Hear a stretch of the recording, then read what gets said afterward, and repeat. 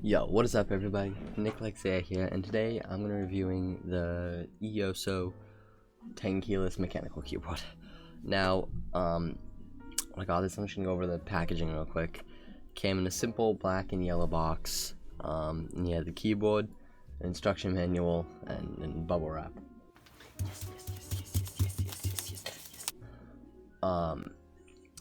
Now, I mean, yeah, so there isn't much to it, but I mean, what do you really expect for 20 bucks? I will say, you know, what's it called?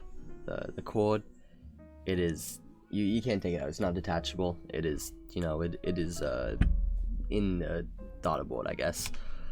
Now, the RGB, I figure a lot of people are gonna be wondering about that.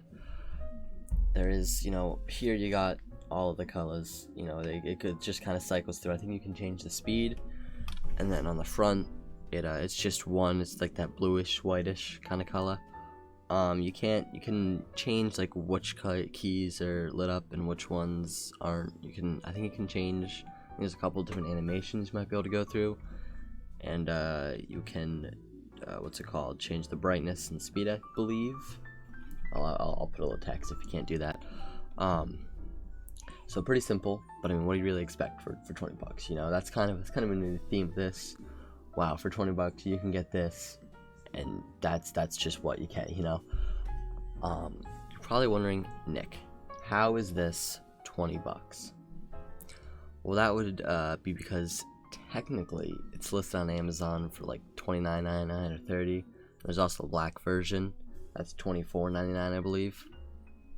So $25, whatever.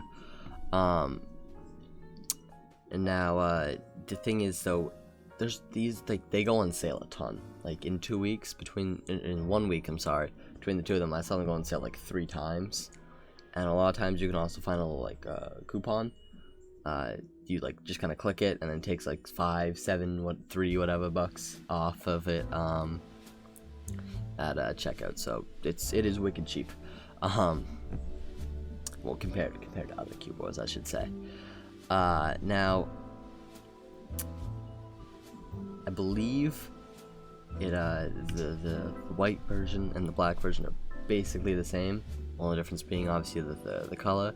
And the white version only comes with the red linear switches, which I got, and blue clicky switches, while the black comes with blue, red, and brown. So the black version has clicky tactile linear, while the white only has clicky linear. Now you're probably wondering now, how does it, you know, feel, sound, whatever?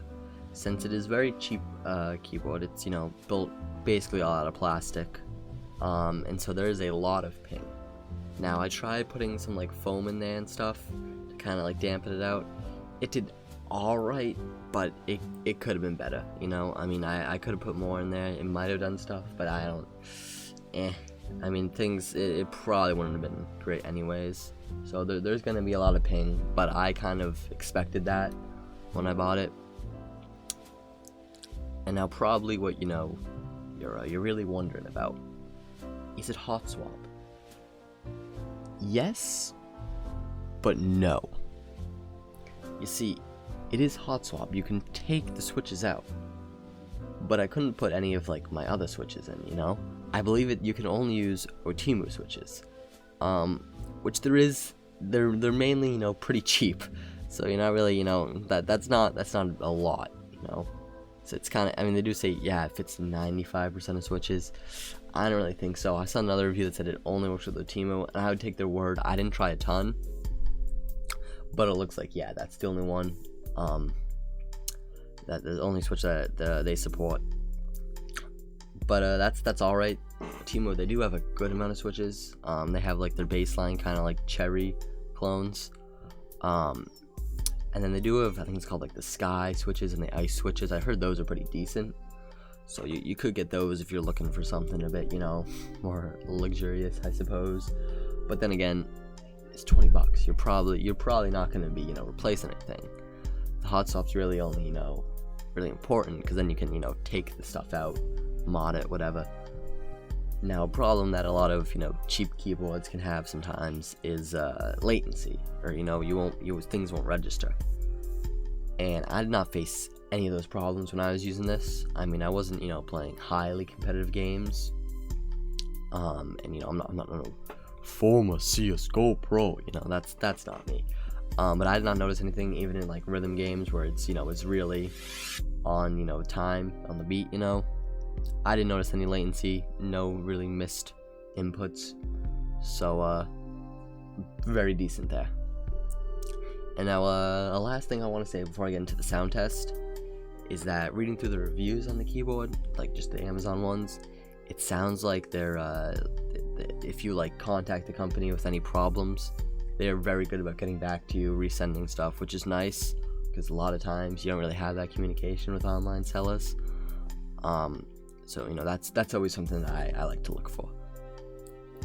So anyways, here's the sound test.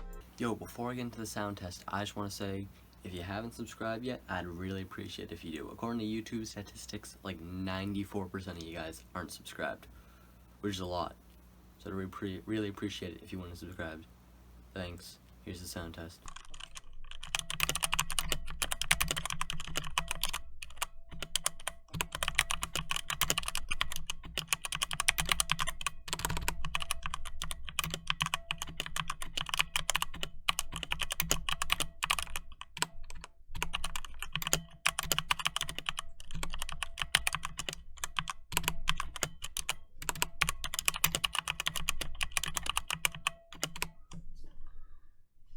Alright, next up, I want to talk about modding it.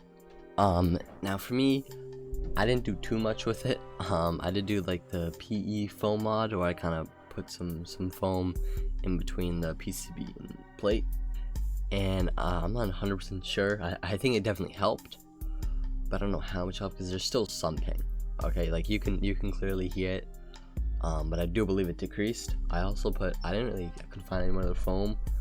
I didn't feel like looking for it either, so I just used toilet paper. I probably should use more, but by the time I realized this, I'd already like I'd already put it all together, and I didn't feel like taking it apart again, you know. I will say, if you're gonna go like me and use toilet paper, make sure you replace it, because otherwise. But other than that, I didn't really do too much. Oh, I also lubed the stabs, like stabilized switches, the stabs, and the letter keys, you know, like A, B, C, D, you know what I mean.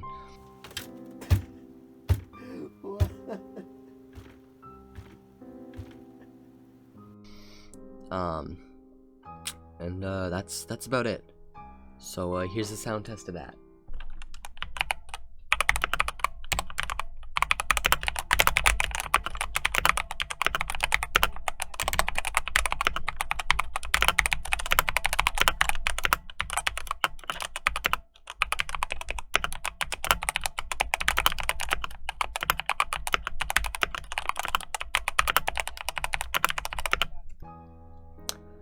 So other than that, I mean, this was a wicked cheap, you know, keyboard. I mean, 20 bucks.